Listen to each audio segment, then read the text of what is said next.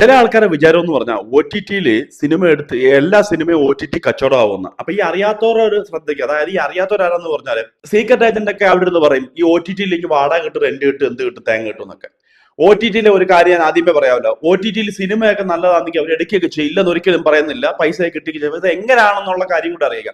ഒരു സിനിമ എത്ര വലിയ സൂപ്പർ ഹിറ്റ് അപ്പാണ് അതിന് മുന്നേ തന്നെ പൈസ കിട്ടുന്ന ഒരു പരിപാടി എന്ന് പറഞ്ഞാൽ 2-3 ആർട്ടിസ്റ്റുകൾ അല്ലാതെ, അതായത് മോഹൻലാൽ, മമ്മൂട്ടി പോലെ ഉള്ള ഒരു ആർട്ടിസ്റ്റിന് അല്ലാത്തവർക്ക് ആർക്കും ഈ മുൻകൂട്ടി പൈസ കൊടുക്കത്തില്ല.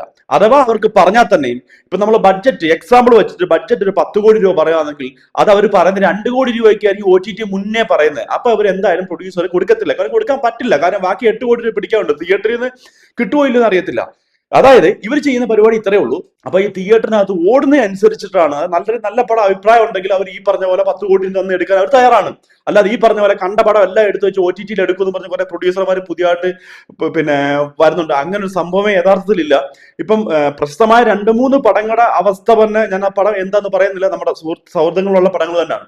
അത്യാവശ്യം ഓടുന്ന വലിയ ബിഗ് ബഡ്ജറ്റ് ചിത്രങ്ങളൊക്കെ ഇപ്പൊ ഇറങ്ങിയ പടങ്ങളൊക്കെ ഉണ്ട്.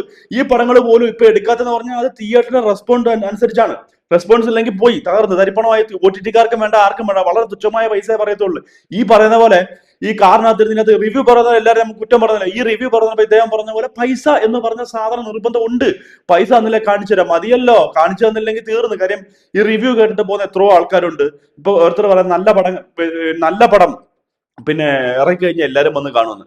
അപ്പൊ എക്സാമ്പിൾ അവരെല്ലാം വെക്കുന്ന വാഴയെ പോലെ പടങ്ങൾ. ഈ വാഴയെ പോലെ ഉള്ള പടങ്ങൾ ഏകദേശം ആശ്രയ എന്നൊരു വ്യക്തിയെ മുൻകൂട്ടി വാഴ 1 കാണിച്ചപ്പോൾ തന്നെ ഉണ്ടായതും പിന്നെ അവന്റെ റീൽസിനെ കണ്ട് അത്ര ഹൈപ്പാണ്. ഏതെങ്കിലും പുതിയ നടനാണെങ്കിൽ അക്സെപ്റ്റ് ചെയ്യത്തില്ല. ഇത്ര കളക്ഷനത്തിലോ തേങ്ങയും വരത്തില്ല. അതെല്ലാവർക്കും അറിയാം.